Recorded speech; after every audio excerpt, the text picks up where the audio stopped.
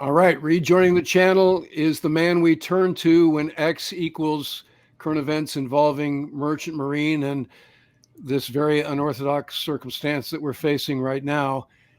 Is Sal Mercogliano, the man behind the What's Going On with Shipping YouTube channel. And Sal has done a couple of killer episodes lately, one he called Gaza Peer Pressure, and then most recently, Slow Boat to Gaza. Sal, welcome back to the channel. Thanks for having me, Ward. I really appreciate it. So as a scene setter, let me go through a headline as sort of a way to get up to speed on some of the details. This is a USNII news story that is written by our good friends Sam Legrone and Mallory Shelbourne. So the headline is Army Watercraft, and that's already confusing, right? Army Watercraft depart for Gaza port mission, Navy preparing East Coast Reserve ship to sail. So this is a part of our sea capability that lives in the shadows, Sal. And Sam and Mallory write, more pieces of the extensive Pentagon effort to build a pier and establish a sea route for humanitarian aid to Gaza departed from the East Coast this week. On Tuesday, 4 Army watercraft left the pier at Fort Eustis, sailing down the James River to the Chesapeake and the open Atlantic. Over the next 30 days, like you said in your episode, Slow Boat to Gaza, the Lou will sail at the head of the column of 3 smaller landing craft, a USAV Monterey, which is LCU 2030, USAV Matamoros, LCU 2026, USAV Wilson Wharf, LCU 2011, southern route across the Atlantic and into the Eastern Med off the coast of Gaza. One ship has already sailed, the General Frank S. Besson, LSV-1, that left on Sunday. So these are special ships. Again, I'll let you tell us the details of what these are. And as you said at the beginning of your first episode, most of us came into awareness. Now, you and I knew that this was percolating, but this was a function of something that President Biden mentioned, not quite in passing, but just sort of as part of his remarks of the State of the Union. So tell us what the heck is going on here. The plan that was announced by President Biden was long in the works. So these ships are not on immediate standby to go. While they like to call themselves the 82nd Airborne of the Water for the Army, the 7th Transportation Group, which is the most deployed unit in the U.S. Army, is key for providing this bridge between the ocean and shore. While we tend to think the Navy and the Military Sealift Command does this, in truth, this has been an Army mission from the birth of the Army. I mean, John Glover is helping George Washington get across the Hudson and the Delaware River. And back in 1898, you created the Army Transport Service. And the Army has retained watercraft since then. So what the Army is doing is this. They've deployed 2 LSVs. Those are logistics support vessels. These are about 250-foot long vessels. They can carry about 24 40-foot containers or about 48 20-foot containers, and 3 of the smaller LCU 2000s. They're going to be heading across. They have all departed. They're taking a southerly route because of you don't want to be crossing the North Atlantic in March in these things. These are slow boats. It's going to take Besson that sailed on March 9th about 20 days, about 3 weeks to get across to Gaza. It'll take the Lou and the smaller vessels about 4 weeks to get across, about 30 days. What they're going to do is this. Because the fact that Israel has closed the border into Gaza and they're not allowing relief supplies in, the U.S. has brokered with Israel to set up a over-the-shore supply. So they're going to set up a pier, what's called a Trident Pier.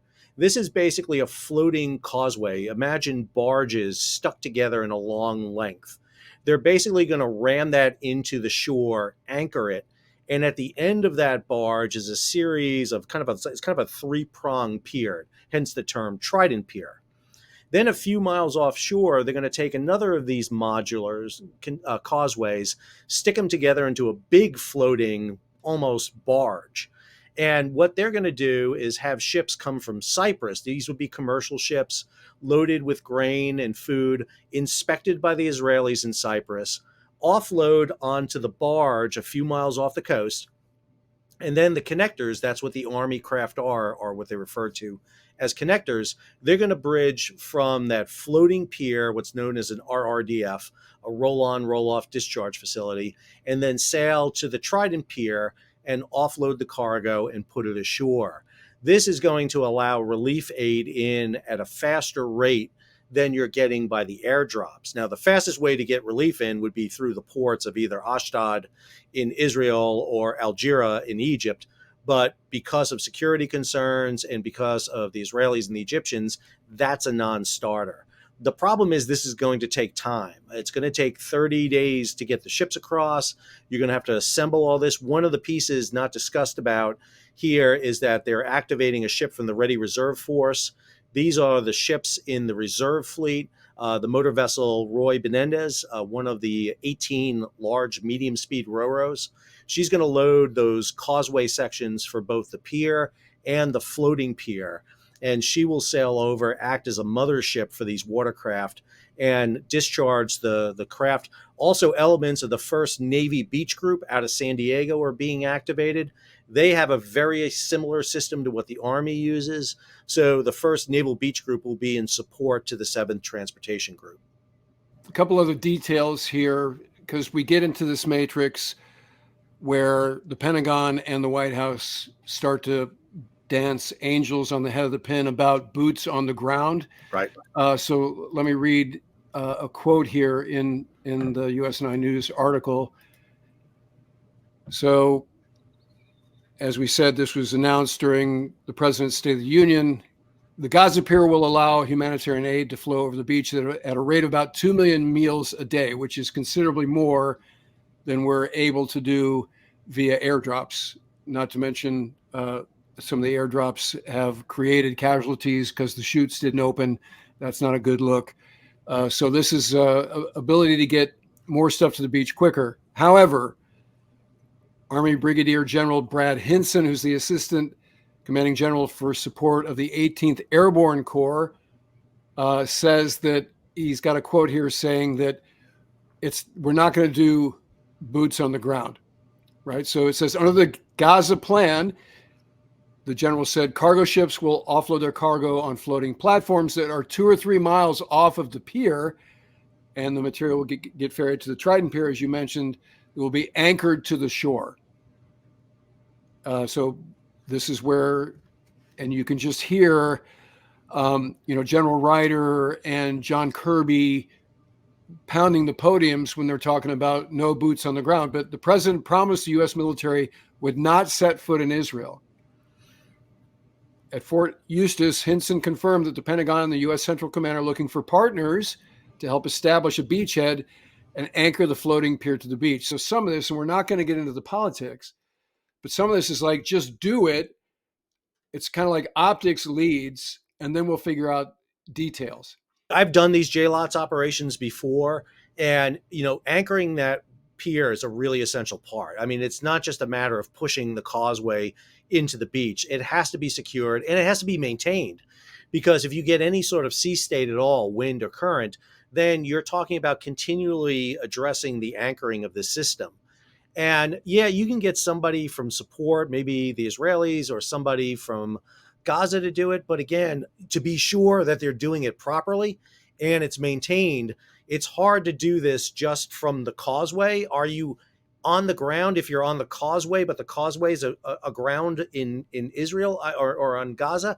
I don't know. I hate these semantics, because what they really need to do is set this up properly in the first place, which would require a security zone to go in, set it up, and then you can pull your people off and then maybe turn it over to someone to monitor. One of the goals here is to be able to set up a system where eventually the U.S. military can pull back from. But the way they've got it set up with the offshore facility 2 to 3 miles off, that's going to need to be maintained. You're going to need the connector vessels. This pier is not designed that you bring big ships up against, the Trident Pier. You have to use these smaller coastal craft. Now, we did this in Haiti about 10 years ago, and we were able to set up a system where we could transition it over to the civilian side. But we also didn't have the situation that you have in Gaza with a full-fledged war zone going on. And remember, the LSVs and the LCUs have self-defense weapons on board, 50 calibers, 40 millimeter grenade launchers, but nothing anti-missile or anything like that. They are going to require defense, and you're going to have U.S. personnel on the Trident Pier that's attached. And my concern would be sappers, mines, something could be laid against this pier. Same thing with the one offshore. So there's going to have to be some security that is being provided for U.S. personnel. So as we mentioned, General Ryder made a statement. He's the Pentagon press secretary. Just to remind everybody, he told reporters last week that the J-Lots operation would require more than 1,000 U.S. troops to assemble and crew the pier. And again, this distinction that they're making here, but he has emphasized that no U.S. service members will step foot on the shore, which is logistically challenging. And then in terms of the Navy involvement, on Tuesday, Navy officials told USNII News the service is dispatching Naval Beach Group 1 from San Diego to assist.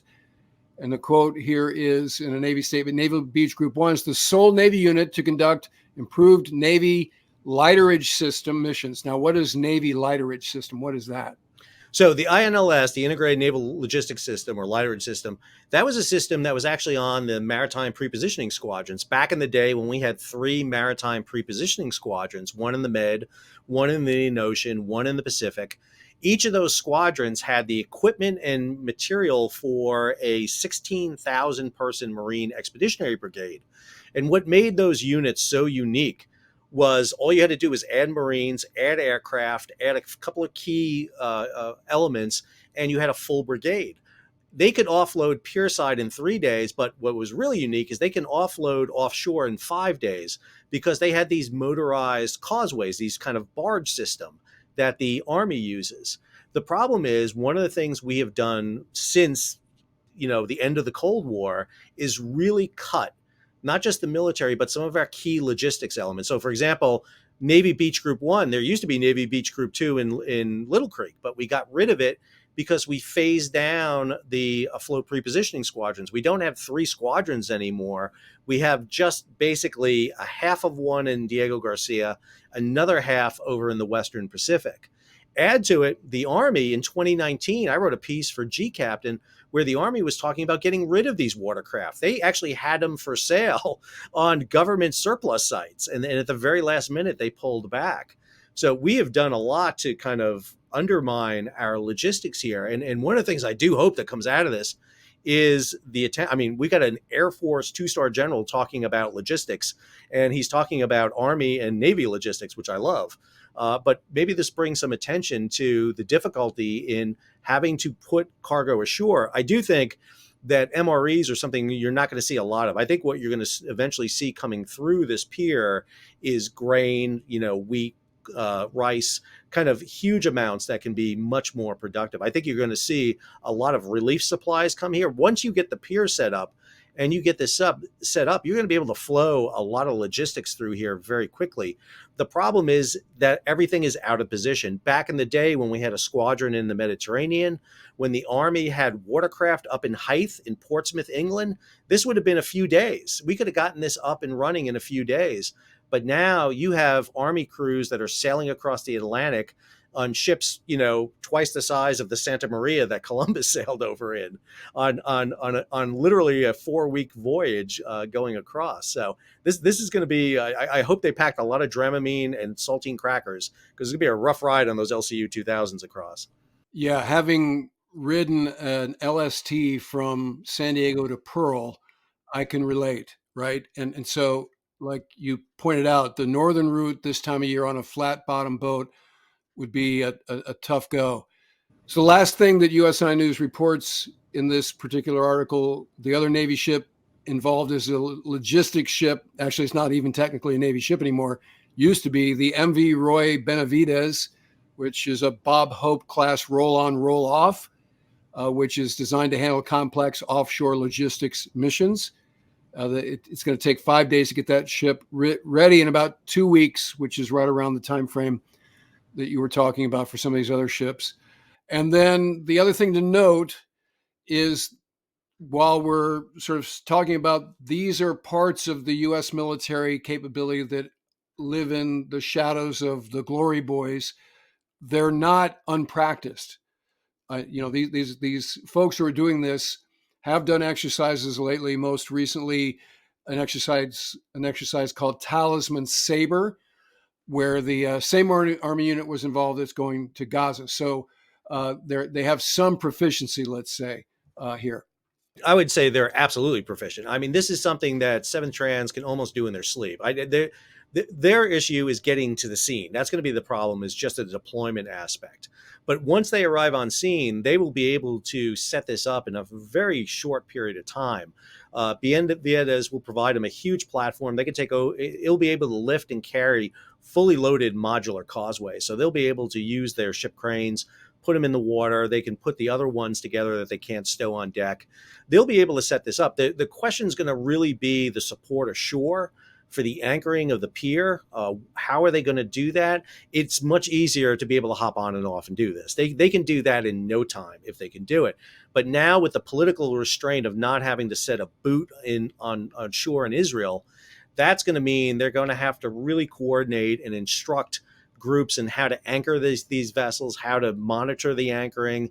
And like I said, what you worry about is what happened after D-Day in 1944 when a storm blew through and wrecked the afloat piers. This is the famous Mulberry Harbors right there. What you want to do is be able to secure these to ensure that they're well protected.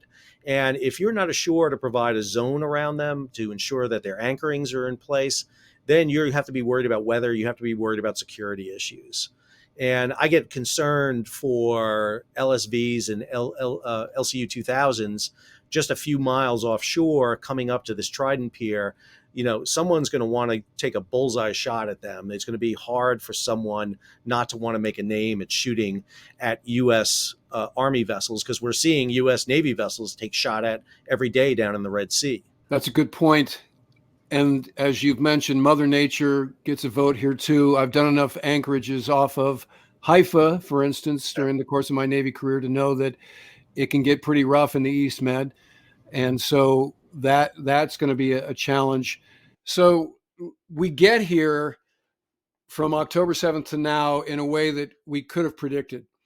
And some did predict, which is October 7th, the horrors of October 7th have a shelf life, and how the IDF has prosecuted the war in Gaza, let's just say to the media and certain people on certain sides of the aisle, has been heavy-handed.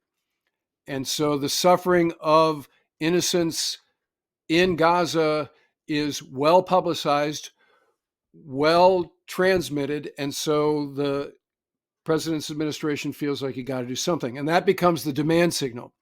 So it starts with airlift, even without buy-in from the Netanyahu government necessarily. I don't know what they did to coordinate. They just sent C-130s and started dropping stuff. And the visual of that to the world is like, okay, America is not unconditionally with the choices that Netanyahu is making with respect to how he's prosecuting this war. And we remember early on in this campaign, when the IDF invaded Gaza, it was like, okay, we'll cut it off at the Gaza River. Refugees can flow south, and then we'll take Hamas out, understanding fully they have underground bunkers, and so that's why we got to do this pounding of Gaza City with both smart weapons and dumb bombs. And you got to get beneath the layer of apartment buildings and commerce to get to the bad guys. But we created a humanitarian corridor and we flow south. And then that's null and void by now we're going to move south to Rafah and et cetera and start. Now they went south. During the ceasefire, everybody went south. So they keep moving the goalposts where there's no place for the refugees to go. And the humanitarian crisis, according to the Red Cross and other agencies that are, let's just say, neutral, not the Hamas medical folks who are not neutral, but the agencies that are neutral, like this is a epidemic of massive proportions. And so America can't just stand by, right? So we're going to do something. However, once this is established, right? And as you've said, this is going to take upwards of 2 months to get up and running. And even then, the challenges are daily based on the weather and availability and personnel and so forth and so on. How do we think this nets out?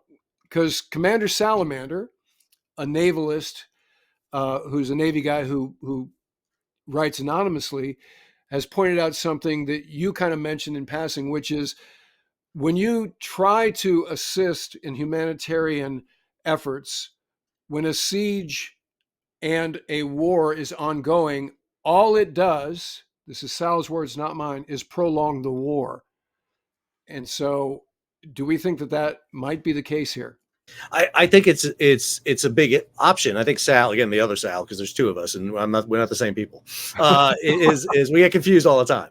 I think you're right. I think the questioning of the timing of this is really an issue for me. I've been a volunteer firefighter for 20 years now, and delivering aid 60 days from the future doesn't really help people who need aid immediately. I also think that this would have been really nice to pair up with when all of a sudden we had the issue with the Houthi down, when the Houthi are making their attacks and sitting there saying we're attacking because there's no aid going to Gaza and all those issues. Well, we provide military screening down in the Red Sea. Hey, at the same time, we're sending these assets over to help Gaza. And that may have undercut the Houthi a little bit in some of their attacks, because it's not just a military response at that point. It's we're helping the Palestinians at that point. We're providing that aid. This just seems so scripted. And again, the Besson sailed on March 9th, right after the president's speech. Well, that vessel was loaded and set up long before this. I look back the past 30 days at all those ships that were sent. They were underway. They were doing fuelings. They were getting ready for this. They're not sitting there loaded, ready to roll. So I think this is very much a politician element right here. And unfortunately, that's going to be a problem throughout this operation, because it just seems to be a little too little, a little too little, a little too late. And it's going to be beneficial. Once it's there, like I said, you're going to be able to send huge amounts over the sea. There's no question. You'll be amazed by the volume of cargo that the Army is going to be able to move. But again, there are provisions being put on this. The Israelis want to inspect every inch of cargo coming in there. That means all the ships are going to have to clear through Cyprus, through a port, with Israeli inspectors. There'll probably be Israeli inspectors on the floating pier and on the pier down there on the landing. We don't know where it's going to go, that pier, yet. So is it going to be in the northern half above the Gaza River and the southern half below it? How's it going to be set up? And then what happens when there is a security issue? What happens when groups rush the pier to get food? Because if you're dealing with a population that's starving, that's hungry, we've seen this before. We've seen this in Somalia. And I can't even tell you the number of rescue operations we have done where you've got to have security, or the minute you land cargo, it's going to be attacked, or better yet, grabbed by warlords or armed groups and then fed out to smaller groups. And so I just think there's so many lessons we should be looking at here. And I hope over the next couple of weeks we figure them out, because right now this can be a solution to a lot of the logistics problems. I just wish we would have started it a lot sooner, or had the assets in place. We could have moved this stuff very quietly and no one would have really seen or known it. We could have had it sitting there in Sicily, at Ceuta, at Gibraltar, at Malta, or someplace in the Med, ready to go a little bit earlier as an exercise. And boom, we could deploy it very quickly. But now it's a month out. And that just seems like a long wait to tell people not to get hungry. Yeah, what was it that Churchill said? America always does the right thing after exhausting every other option. Yeah. That could be the case here. This is a situation where a number of things are true at the same time, and that causes the conflict. So yes, Israel has a right to defend itself. And in the wake of the horrific attack by Hamas on the kibbutzes in southern Israel on October 7th, they have the right to eliminate the military threat of Hamas. The Netanyahu government is not satisfied that that mission is accomplished yet. And there was almost a tacit guarantee by the Netanyahu government that innocents would be protected in the prosecution of the military capability of Hamas. That has proved to not be the case. So now America's like, okay, tilt. And this has caused tension reportedly between Biden and Netanyahu. And so it is time late, but like America generally has this tendency to be, we're both naive and the last great hope of humanity. And so it's going to happen. The question is, against all of this, how this will net out, and whether this will actually yield the intended result with respect to humanitarian aid. Because what the Israelis will say, and are probably saying on the pier, as soon as this gets out of our hands, Hamas is going to weaponize it, And so, like you said, we're jumping up and down talking about no American boots on the ground. Not one single one of those 1,000 soldiers is going to step foot on Gaza. Well, then that's a half-baked plan, because we can't see to that stuff getting to the people who need it. And as you say, it's not just Somalia. We're talking about recently civilians have been killed as the assistance arrived because there was a riot. And reportedly IDF had to shoot some of them, like upwards of 100 were killed in trying to get that food. So what are we going to do once we get it to the beach? Well, we're apparently not going to do anything. If you look at what we did early in this operation, we sent the Ford group up there to provide screen for Israel from Hezbollah. We had the Batan group there. We provided a lot of cover for Israel during this operation. And, it's easy to point at us and unfortunately look at, well, you provide the bombs to Israel and now you're going to feed the Palestinians. And which side are you on? And this is where we get in a lot of issues as the United States. We don't want to see a humanitarian crisis. At the same time, we understand that a horrific terrorist attack, we've been victims of one, were perpetrated against the Israelis. But we got to play that very kind of difficult line. And, at the same time, we're criticizing Russia for the bombing of Ukraine. And so we find ourselves in a very, very difficult position. And you're right, because Israel has prevented the development of a port in Gaza for a long time. They've wanted to control the ability of goods to get in and out of Gaza. Gaza could have developed a port a long time ago. There were plans to do that. But again, they were stopped at every point because Israel wanted to control the flow, because they were worried about what eventually became true, the import of weapons into Gaza that can be shot against them, which we saw happen on October 7th. And, but the question becomes, well, if you let the food in, would that have prevented the weapons from getting it? And this is the unfortunately, the back and forth we get at. Now we're in a position where we're helping the Israelis, we're helping the Palestinians, but we don't want to help Hamas. But is what Israel's doing in Gaza creating more Hamas? Are they eliminating Hamas but creating new recruits for Hamas every day this goes on? And what is Hamas going to view us in the future going forward? That's the fear I have. And when you have army specialists and warrant officers sailing in boats off the coast delivering food, doing a great job that we want the American military to do, I'm worried that someone on the beach in Gaza is going to see them with a big bullseye and want to take a shot at them. And we remember Beirut, October 23rd, 1983, what happened. That's my birthday, so I always remember it every year. And it's just, it's a horrific thing when 241 Americans were killed. And we were trying to help Lebanon. And everyone gets concerned that this is Gaza, this is liberty, this is all those elements once again coming in. Well, force protection in the face of, there's not a carrier strike group in East Bed, and now the amphibious ready group is gone, right? They're on their way home. So which surprised me that they pulled it out and then announced this mission. Right. So that's unclear. That's one of those TBD sort of parts of this thing. And the analogs to post 9/11 wars are including making insurgents when you prosecute the war under the auspices of winning hearts and minds, are right on. The one big difference, and this is why America gets a vote with respect to what Israel does, is the support to Israel. And so that's where, Prime Minister Netanyahu can jump up and down and do his thing, but America provides a huge amount of support, both militarily and domestic support, to the nation of Israel. So our opinion does have to be tabled in the course of any given legislative going forward kind of thing. So Sal, we'll keep our eyes on this circumstance. As you intimate, this is going to take a while. There'll be developments, and we'll bring you back aboard as the situation warrants. Again, I recommend highly that if you're watching this channel and you like these episodes with Sal, eliminate the middleman, go right to Sal. By subscribing to his channel, What's Going On with Shipping. He's always first with the news with respect to the circumstance, including this one. So, Sal, thank you for giving us a little bit of insight around this particular topic today. Ward, thank you for having me, and thank you for plugging my channel. I appreciate it greatly, and it's always a pleasure. Anytime I can help out. Big supporter of your channel and all your subscribers. All right, that'll do it for this episode. If you're not already a subscriber, become one so you don't miss anything going forward. And in the meantime, I look forward to talking to you again very soon.